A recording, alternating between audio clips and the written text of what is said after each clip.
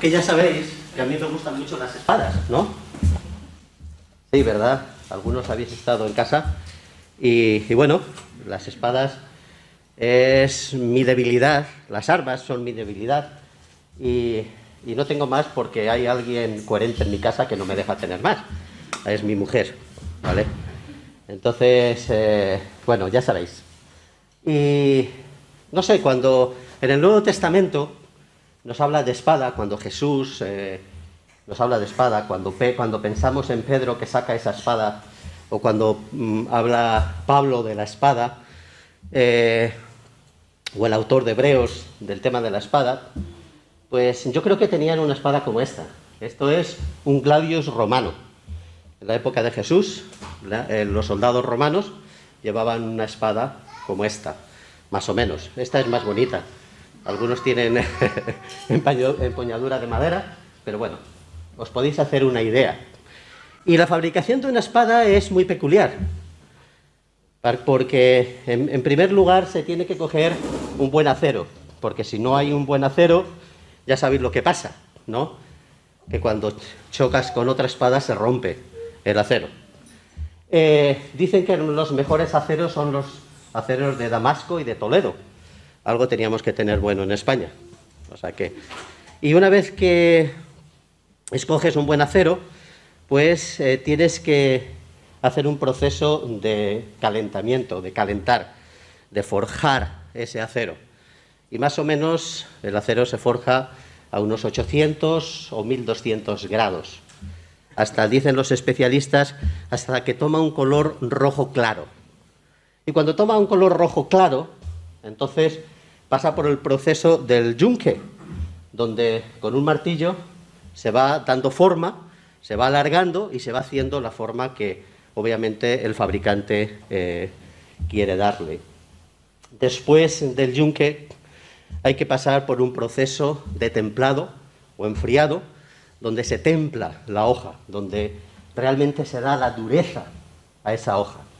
Y luego pues vienen el montaje y los adornos, que bueno, eso es lo más insignificante y dependiendo cómo le guste, lo van haciendo. Pero es curioso porque, voy a guardarla no siendo que haya malos pensamientos, ¿vale?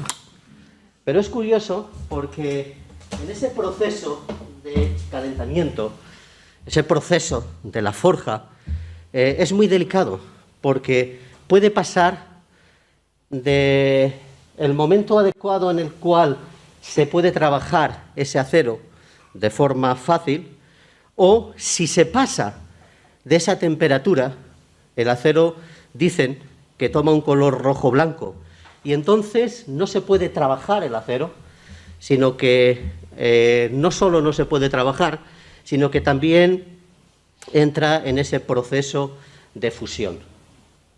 El acero se deshace. Entonces no sirve, sirve para otras muchas cosas, pero no sirve para hacer una buena espada. Y creo que en la vida del creyente muchas veces estamos en esa línea entre ese proceso en el cual las diferentes circunstancias de la vida, las pruebas, las tentaciones, las adversidades que vienen a nosotros, nos preparan para ser forjados. O pasamos esa línea en la cual nos fundimos con el dolor, con la adversidad, con la dificultad, con la tentación, y entonces se pierde el valor. Se pierde el valor del creyente y llegamos a ser inútiles. Porque es verdad que como creyentes en muchas ocasiones pasamos momentos difíciles, y en esos momentos difíciles a veces salimos victoriosos y otras veces fracasamos, ¿verdad? Y la línea entre salir victoriosos y fracasar es una línea tan pequeña, es una línea tan frágil, que por eso nuestro Señor Jesucristo nos pide que oremos por estas circunstancias tan difíciles que pueden pasar en nuestra vida. Y esa es la última parte de la oración del Padre Nuestro. En Mateo capítulo 6, versículo 13, la primera parte de ese versículo, dice así: y no nos metas en tentación, mas líbranos del mal. Y fijaros que en una primera lectura, cuando escuchamos esa palabra tentación, se nos encienden ahí las luces y nos decimos, ¿qué pasa, verdad? Porque cuando hablamos de tentación, esta palabra nos está hablando de algo malo, algo negativo, algo o alguien que nos incita, que nos induce a pecar y obviamente nos hace caer, ¿no? Y es curioso porque a lo largo de todo el Nuevo Testamento vemos como la palabra en griego que se traduce por tentación o prueba, indistintamente, en muchas ocasiones nos está hablando de esa idea de probar la fuerza de la persona, de probar la lealtad del creyente, de probar esa habilidad que cada uno tenemos para servir al Señor y de qué manera Dios prueba para sacar lo positivo de cada uno de nosotros. Curiosamente, la Nueva Versión Internacional traduce así este versículo: y no nos dejes caer en tentación, mas líbranos del maligno. Y los que tenéis la Reina Valera 2020, curiosamente también nos traduce así: y no nos dejes caer en la tentación, no tanto no nos metas en la tentación. Y creo que esta idea va mucho más con relación al mensaje que tenemos de la palabra y a esos versículos claros que podemos aferrarnos cuando no entendemos las cosas, ¿verdad? Ya sabéis que cuando hay algunos textos en los cuales nos chirría, tenemos que basarnos en esos textos donde son claros y nos dan luz al respecto, ¿no? Y fijaros que en Santiago capítulo 1, versículo 13, nos dice que nadie diga cuando es tentado, soy tentado por Dios, porque Dios no puede ser tentado por el mal y Él mismo no tienta a nadie. Por lo tanto, hermanos, tenemos que tener muy claro que Dios no tienta absolutamente a nadie. Y los ejemplos que tenemos a lo largo de toda la palabra de Dios, cuando nos hablan de todas estas luchas, adversidades, pruebas y tentaciones, podemos ver de qué manera Dios permite o prueba al creyente para fortalecerle. Le pasa por ese proceso, siguiendo la imagen de la espada, por ese proceso del yunque, donde hay que martillar, hay que dar golpes a ese acero, hay que trabajarle y luego templarle para que pueda estar duro, que tenga esa dureza. Y Dios muchas veces hace pasar al creyente por esos momentos tan difíciles humanamente hablando, para fortalecer al creyente, para prepararle, para capacitarle, para poder utilizarle luego en ese propósito, ese plan, ese objetivo que tiene para nosotros, porque Dios tiene un plan, un objetivo, un propósito para cada uno de los creyentes. No somos inútiles. Dios no nos ha convertido para que vengamos el domingo por la mañana y calentemos las sillas, que por cierto, unas sillas nuevas y bonitas, ¿verdad? Y cómodas, espero, ¿no? No, y está bien, cuidado, que necesitamos estos tiempos que estamos pasando ahora. Son fundamentales estar en comunión y es fundamental lo que hacemos aquí porque es parte de la obediencia del Señor. Pero lo que el Señor quiere hacer en nuestra vida es capacitarnos para hacer su obra en cada uno de nosotros. Y Dios nunca nos prueba para condenarnos, nos prueba para que caigamos, nos prueba para que fracasemos. No, todo lo contrario. Dios nos prueba para que nos fortalezcamos. Porque en todo momento Dios nunca nos mete en tentación. Al contrario, Dios nos libra de la tentación, ¿vale? Dios nos ha libertado del pecado, nos ha perdonado los pecados a través del sacrificio de Cristo, que acabamos de recordarlo, y Dios nos ha dado una salida hacia ese pecado. Por lo tanto, Dios utiliza el yunque para fortalecernos, no para ponernos una piedra de tropiezo, también piedra de tropiezo, sino para elevarnos, indudablemente. Y así vemos cómo Dios prueba a Abraham, que es un ejemplo que todos conocemos, ¿no? En Génesis 22:1 nos dice que aconteció que después de estas cosas Dios probó a Abraham Curiosamente, la Septuaginta traduce Dios tentó a Abraham, porque en muchas ocasiones en el Antiguo y en el Nuevo Testamento la palabra tentación no implica lo que muchas veces nosotros pensamos de ella. Entonces el objetivo de Dios no era poner una piedra de tropiezo para Abraham, sino el objetivo de Dios era probar a Abraham para que saliese fortalecido y pudiera cumplir ese plan y ese objetivo que tenía con él. Y no solo salió fortalecido, sino que también llegó a ser ejemplo de fe para todos los creyentes, ¿verdad? Y Pedro, ¿no?, hablando del poder de Dios y de la salvación, dice en 1 de Pedro 1, 6 y 7, en lo cual os regocijáis grandemente, aunque ahora, por un poco de tiempo, si es necesario, seáis afligidos con diversas pruebas, para que la prueba de vuestra fe, más preciosa que el oro que perece, aunque probada por fuego, sea hallada que resulta en alabanza, gloria, honor en la revelación de Jesucristo. Y Santiago, cuando está hablando y reflexionando sobre las pruebas en la vida del creyente, en Santiago 1:2 dice, tened por sumo gozo.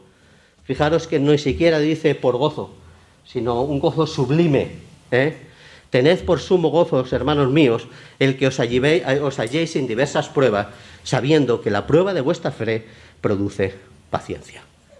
Por lo tanto, cuando Jesús nos está diciendo estas palabras, nos está invitando a que podamos orar para que no caigamos en tentación. Es decir, para que no pasemos esa línea tan fina entre la victoria y el fracaso, para que realmente seamos conscientes del momento en el cual vivimos en cada día de nuestra vida. Y esto nos habla de la realidad de lo que somos, hermanos. Nos habla de nuestra fragilidad y de nuestra vulnerabilidad. Si nosotros podemos salir victoriosos en las luchas, en las adversidades, en las pruebas, en las tentaciones o en cualquier otra cosa de nuestra vida, no es porque nosotros tengamos la capacidad de poder tener victoria. No es porque nosotros seamos tan buenos, tan inteligentes, tengamos tantos dones, tengamos tantas capacidades que no necesitamos a nada y podemos hacer las cosas y salir siempre victoriosos. No, cuidado, que la victoria viene del Señor. Que si no fuera por el Señor, nosotros caeríamos, hermanos. Seríamos destruidos por cualquier cosa insignificante que llegara en nuestra vida. Y nuestra oración tiene que siempre que ser esa.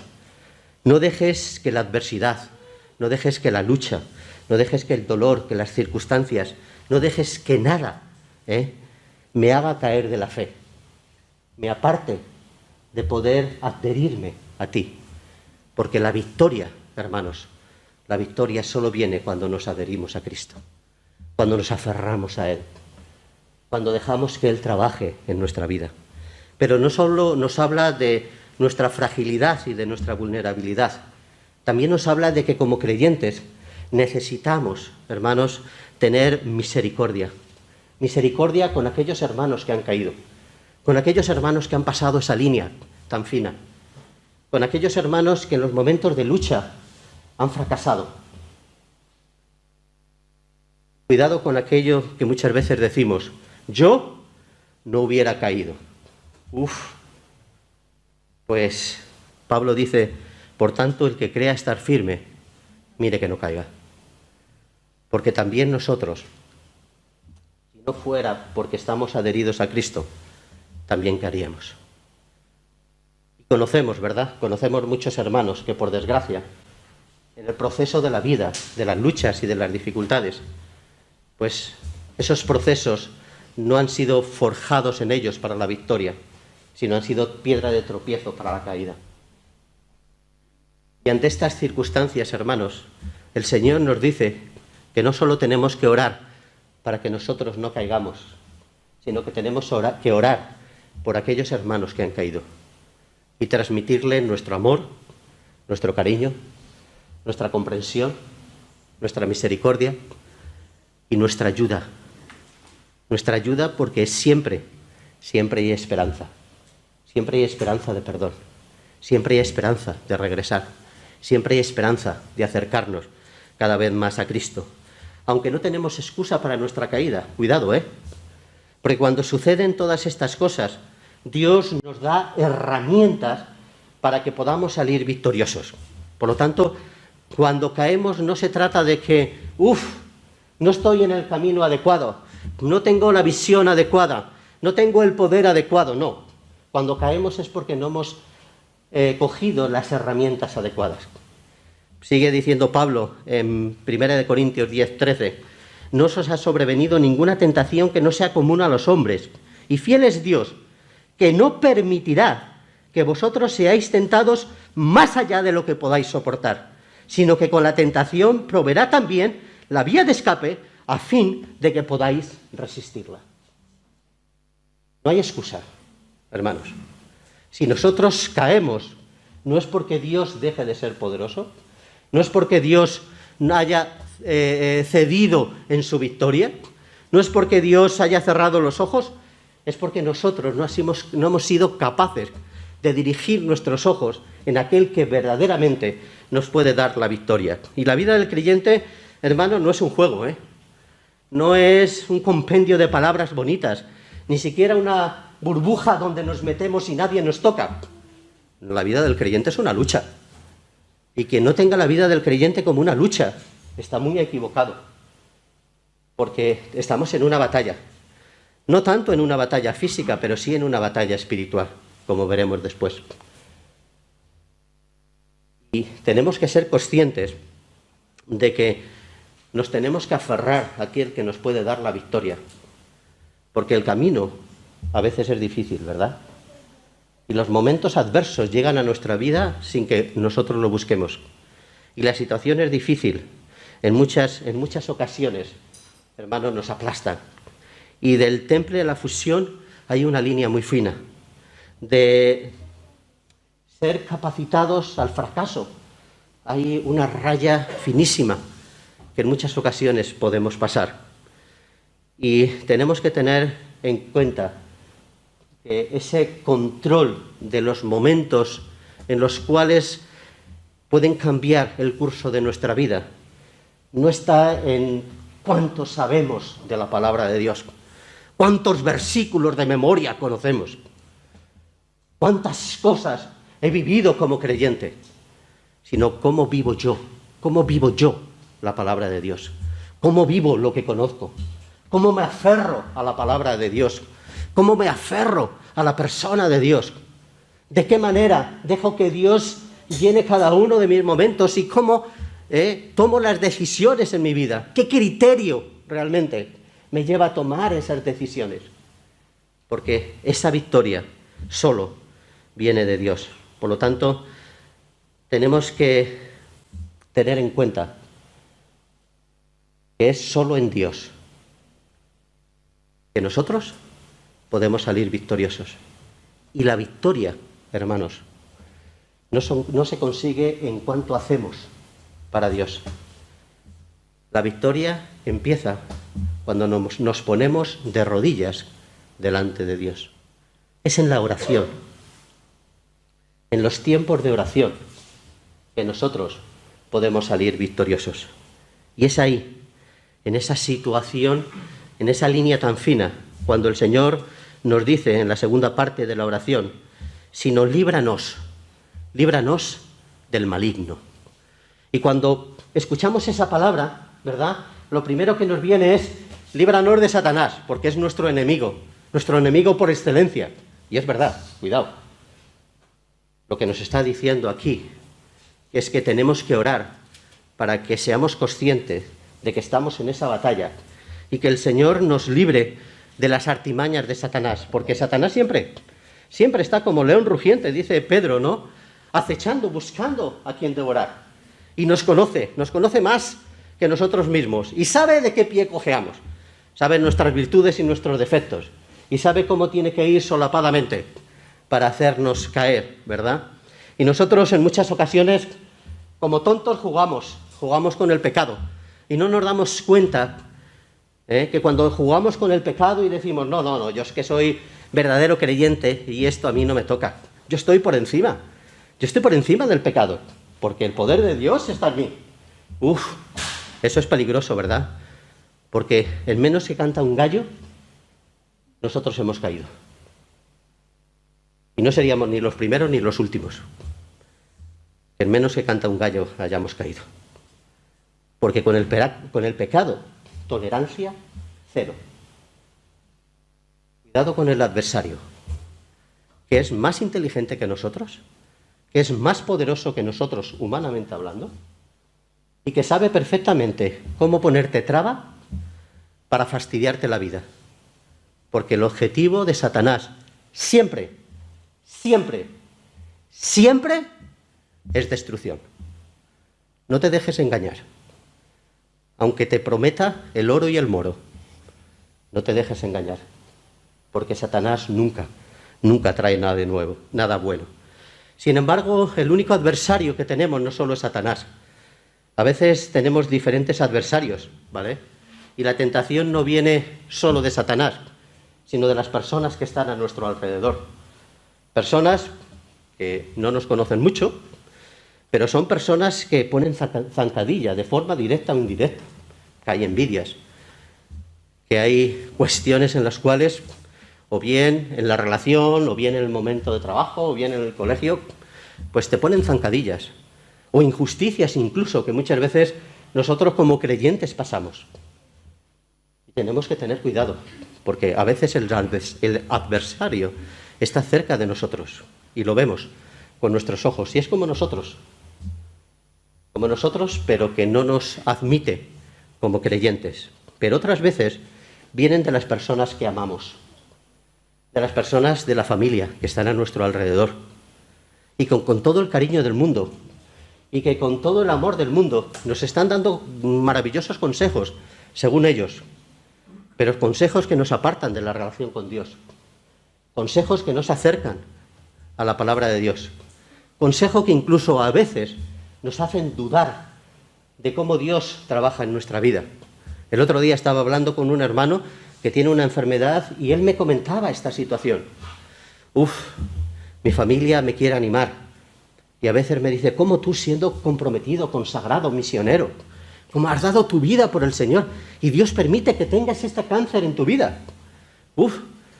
Parece como que si nos estuvieran diciendo, oyes, tú como creyente no puedes ser tocado.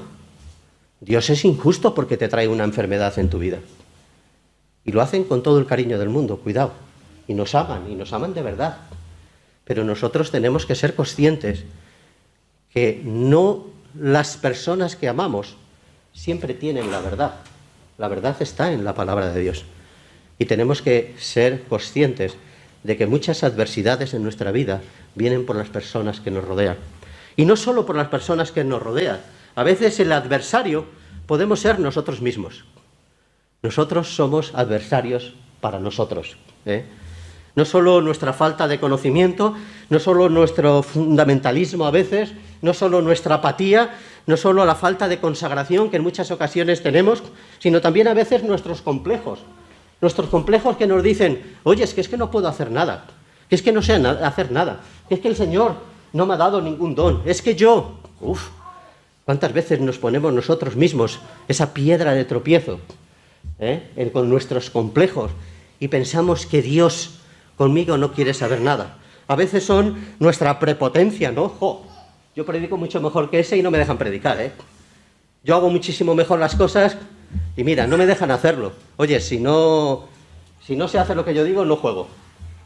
Y a veces nuestra prepotencia es esa piedra de tropiezo. Y en otras ocasiones es nuestro orgullo, ¿no? No me respetan. Es que no me valoran. Es que no me saludan. Es que no me dicen. Es que no me... ¿Y cuántas veces tenemos tantas cosas en nosotros que ponemos esa piedra de tropiezo y nos hace caer? Cuidado. Cuidado con las justificaciones a veces.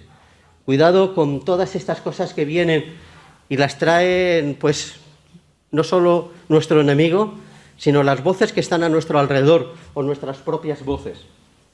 Que a veces nos hacen confundir. Esto es el filtro que nos ayuda a entender qué es nuestro lugar y dónde debemos estar. Y, hermanos,